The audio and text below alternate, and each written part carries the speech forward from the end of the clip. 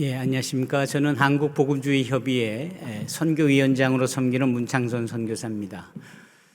저는 좀 더 이주민의 이슈를 세계적인 상황과 또 그것을 살펴보는 한국적 상황, 그리고 그동안 한국 이주민 선교에 또는 이주민에 관련된 이해에 지난 30년의 내용을 좀 나누고요.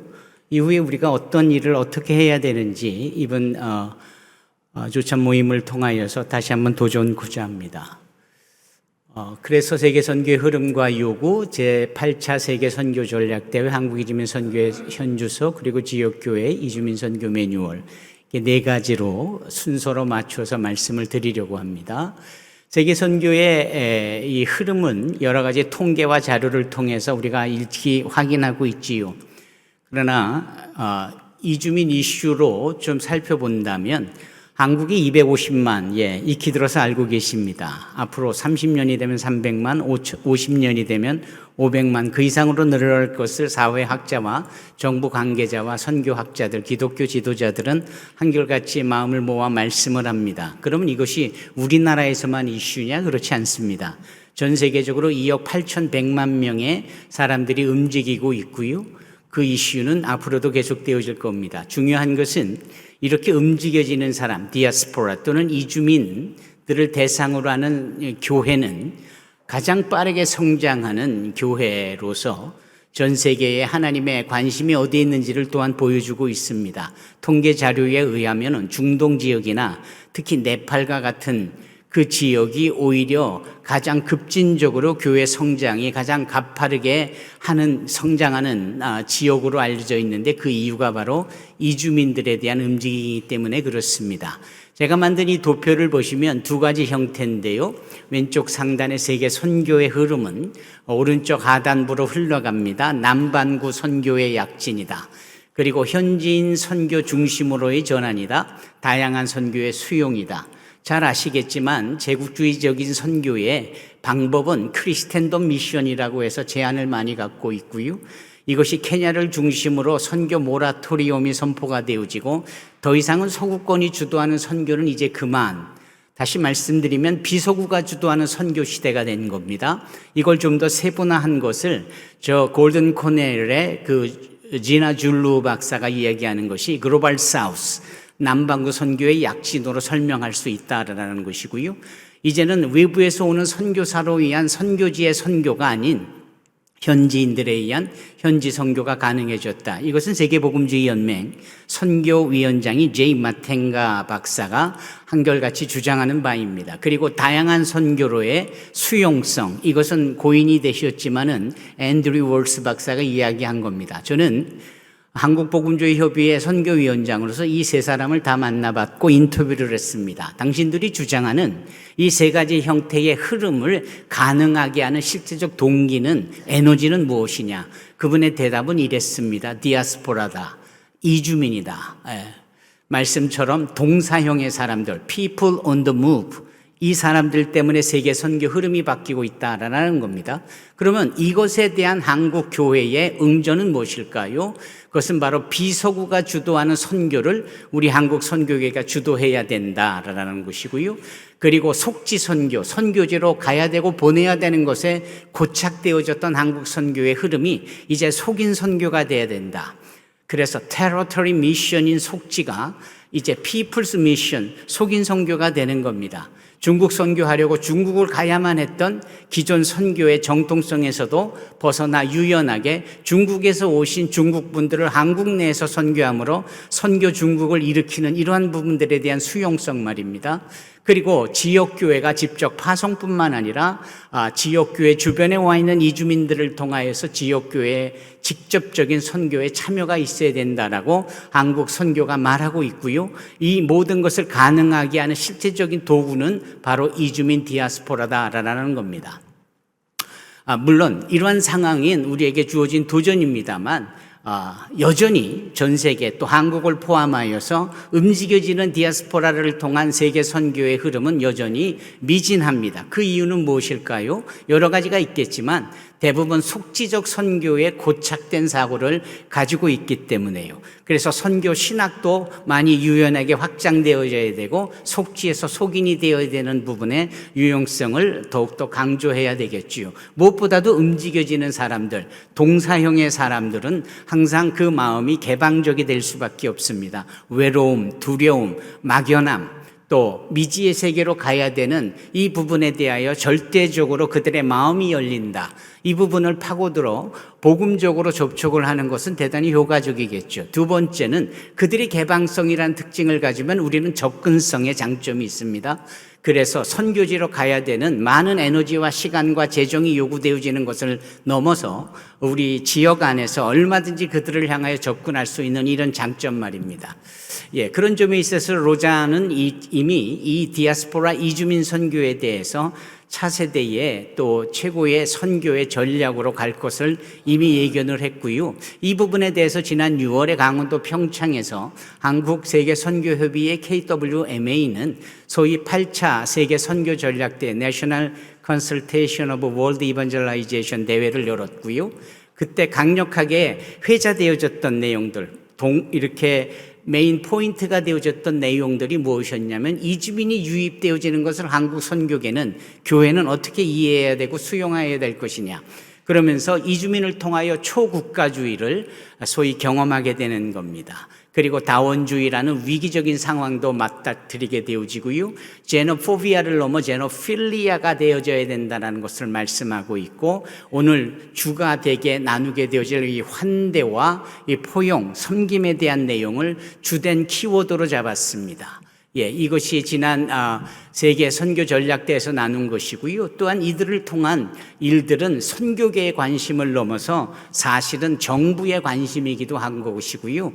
앞서 말씀하신 이병인 목사님도 한국 사회에 저하는 인구의 줄어듦에 있는 위기, 이 부분에 대해서 가장 위기감을 느끼고 있는 것은 정부겠죠. 그러다 보니까 이주민 유입에 대한 정책을 계속해서 만들어낼 필요가 있고요. 다만 정책은 정부가 만들지만 그것을 담아내는 것은 지역교회 몫이 아니겠습니까? 그런 점에 있어서 정부의 정책에 준하는 협업이 절대적으로 필요하겠다. 그리고 이주민 자녀들에 대한 교육이라든지 한국 정착이라든지 이게 다 우리 지역교회의 몫이다, 이런 말씀입니다. 그리고 이주민들이 가지고 있는 사이코로지컬한 그런 위기, 트라우마, 이런 것들이 얼마나 정신적 스트레스가 많겠습니까? 이 부분들의 문제를 해결해 줄 수 있는 가장 중요한 포인트는 역시 통합입니다. 이 인티그레이션에 대해서는 한국 정부가 이미 2007년에 이주민 통합 정책을 내놓았고요. 여전히 지역교회들을 통하나 사회단체를 통하여서 이런 정책이 잘 적용되기를 정부는 기대하고 있는 겁니다. 무엇보다도 단일 문화권에서의 타문화 사역에 대한 이 부분이 정책을 통하여서 좀 더 구현이 되고 있다는 점에서요. 우리는 속지 선교가 속인 선교로의 시프트가 되어지는 이 부분을 모든 교회와 지도자들과 그리고 선교계는 유연하게 받아들여야 될 것입니다. 그리고 선교사들을 3만 5천 명까지 그리고 이제는 2만 2천 명까지 정식으로 숫자를 줄여가면서 제공을 한 이 통계 자료에 따르면은 돌아온 귀국 선교사들도 많이 계시다라는 것을 의미하고요. 그래서 파송한 단체와 후원하고 있는 지역교회가 선교사들의 그 신분이 꼭 현지에 속지에 가야만 그게 선교냐라는 점에서 국내에서도 귀국하여 얼마든지 지역교회 안에서 선교의 지속성을 누리고 있다면 여전히 선교요 후원할 만한 대상이다라는 부분에 대한 인식이 요구되고 있는 겁니다. 어찌됐든 한국형 이주민 선교는 채 30년 정도의 짧은 시간이지만 전 세계 곳곳에서 벌어지고 있는 디아스포라 선교 전체의 정책과 방향을 제공할 만한 정말 나눠줄 거리가 아주 많은 K-미션이 분명합니다. 이런 점에 있어서 한국 지역교회는 이주민과 함께하는 교회, 그리고 이주민을 위한 교회, 그리고 이주민에 의한 교회, 그리고 모자이크 교회입니다. 사회자인 한정국 목사님께서 저를 소개하실 때 작은 교회의 방점을 찍으셨고 또 하나는 이 카메룬이라는 아프리칸 펠로십들에 대해서 방점을 찍었습니다. 저는 92년부터 이 사역을 해오면서 97년에 이주민을 위한 교회를 세웠습니다. 그리고 담임 목사로서 개척 목사로서 지금 32년째를 행하고 있는데요. 지금 한인 성도는 85명입니다. 그런데 카메룬 성도는 102명입니다. 그 전에 많은 이주민들을 안 거친 나라가 없을 만큼, 그런데 그들을 세우고 다 이주민에 의한 교회, 그들에 의하여서 진행이 되어지도록 한 결과물과 열매들이 있습니다. 앞으로의 선교는 또한 지역교회의 이주민 선교의 참여는 이런 식의 진행이 아닐까, 감히 일천하지만 경험을 통하여서 이런 부분으로 제안을 드립니다. 그래서 제8차 그 세계 선교 전략대에서 나눈 결과는 이렇습니다. 한국교회와 교단, 선교단체의 이주민 선교 및 선교사에 관한 수용과 협력이 절대적으로 요구되어진다. 두 번째는 이러한 이주민 선교 단체들, 교회들, 관계자들이 전국적으로 한 1200군데가 있습니다. 저는 개인적으로 이 전국 이주민 선교연합회, 한국 이주민 선교연합회의 상임대표를 맡고 있고 바로 어제까지 2박 3일 동안의 포럼을 마쳤는데요. 그 숫자가 점점 늘어나고 더 활성화되어지면서 긍정적인 비전을 봅니다. 그리고 무엇보다도 정부와의 협업이 인권이나 미등록자나 자녀교육 등에 있어서 많이 요구되어지는 부분을 우리가 받아들여야 할 것이다 라고 의견들을 모았고요. 마지막에 가장 중요한데요. 이주민들에 대한 이들을 포괄적이고 통전적으로 이해하려면 성도뿐만 아니라 재직 권속들, 그리고 당회원들뿐만 아니라 담임 목사들, 그래서 소위 선교에 대한 인식이 바뀌어야 되기 때문에 이런 부분들을 소위 포멀한 인스티튜트인 신학대학교나 세미나리에서 이 부분을 정식으로 다루어야 합니다. 두 번째는 논포멀하게 MMTS 같은 이주민 선교 훈련 학교가 디그리는 주지 않아도 논포멀하게 이런 훈련을 가르쳐야 되고 제공해야 되겠다. 그리고 각자 개 교회에서 인포멀하게 여전히 이주민 선교가 단타로 계속 훈련이 되어야 된다라는 필요성을 모두 참여한 600명의 교수진들, 선교사들, 그리고 지역교회 담임 목사들, 그리고 MZ세대들 150명씩 모여서 네 그룹으로 600명의 참여한 분들의 공통적인 키워드였습니다. 이것이 지금까지의 이주민 선교의 큰 흐름이고 방향이고 숲을 보듯 듯한 우리의 관점인데요. 이주민들을 이해하시려면은 이주민들이 주로 이렇게 도시로 모여지는 습성이 있습니다. 왜냐하면은 직업이 많고 자기네들의 안전성을 구가할 수 있기 때문입니다. 두 번째로 보시다시피 다원주의적인 레슬리 뉴비긴이라는 소위 영국 선교사가 인도에 가서 30년을 힌두교도들을 대상으로 선교 사역을 하고 사역을 마치고 자기 고향인 버밍햄에 돌아오니까 웬걸요, 힌두교인들이, 무슬림들이 그렇게 자기 고향인 버밍햄에 와서 그 버밍햄이라는 크리스찬 도시가 다원주의적인 도시로 됐다라는 것 아닙니까? 거기서 그는 깊은 깨달음을 얻습니다. 앞으로 선교는 속지 선교보다 속인 선교가 해야 되겠다. 그래서 그분은 자기의 자서전적인 책을 써내는 것이 Evangelism into Pluralistic Society, 다원주의적인 사회 안에서의 그러한 선교 또는 복음 전도라는 책을 써냈는데 이것이 이주민 선교의 효시라고도 볼 수 있을 거라고 생각이 들고요. 초국가주의라는 것은 자기 각자의 민족적인 것, 또 국가주의적인 것이 있겠지만 무엇보다도 하나님의 백성이라는 그거 하나로 이제는 더 이상 모든 국가주의는 초월할 수 있는 트랜스내셔널리즘과 같은 것들이 요구되고 있는 겁니다. 그럼에도 여전히 한국 사회에 외국인 혐오 중인 제노포비아가 존재하고 있지 않습니까? 난민들은 계속해서 점점 더 많아질 것이고요. 재밌는 것은 일본이라는 나라는 절대 난민들에 대해서 우호적이지 않았습니다. 오히려 난민을 위한 재정에는 나라가 선뜻 돈을 내는 역할은 일본이 해왔지만 일본은 난민들을 결코 자기네들의 열도에 상륙시키는 것을 원치 않았으면 이번에는 바뀌기 시작을 합니다. 우크라이나 난민들을 대거 받아들이고요. 난민들을 수용하려고 하는 그 이유는 일본조차도 인구의 절감에 따른 위기의식을 갖고 그러한 힘들을 미리미리 파악을 하는 것인데 한국은 이런 점에 있어서 난민들의 수용이 점점 더 많아져야 될 것입니다. 이민자들도 더 많아져야 될 것이고요. 지정학적인 측면을 저희가 더 활용을 해야 될 거고요. 그럼에도 불구하고 한국 이주민 선교에 대해서 우리가 지금까지 주소를 말씀드려 본다면 이런 내용으로 설명할 수 있을 겁니다. 1988년부터 지금까지 2000년까지 오는 사람들, 소위 외국인 노동자라고 싸잡아 말했던 그런 분들에 대한 이해 정도가 얼마였을까? 형편없었습니다. 도시 선교의 한 부분으로 여겨졌고 그냥 구제 차원으로만 생각을 했던 그런 분들입니다. 하지만 2000년부터 2010년까지 이주민들은 다양한 신분으로 변화가 되어지고 있고요. 그러면서 교회나 선교가 또한 뒷걸음질을 치는 상황 속에서 이들을 받아들이려 하는 수용성이 많아지기 시작을 했습니다. 그리고 결정적으로 3차 로잔 대회인 2010년에 케이프타운을 시작으로 해서 이제는 이주민 선교, 오는 디아스포라 선교들에 대하여서 모든 지역교회와 선교계가 관심을 갖고 그 일을 지금까지 앞으로도 계속 잘하려고 노력을 하고 있는 겁니다. 스워트 분석을 해보면은 한국 지역교회는 먼저 강점은 모든 교회 사역마다 크든 작든 열정이 있다라는 것이죠.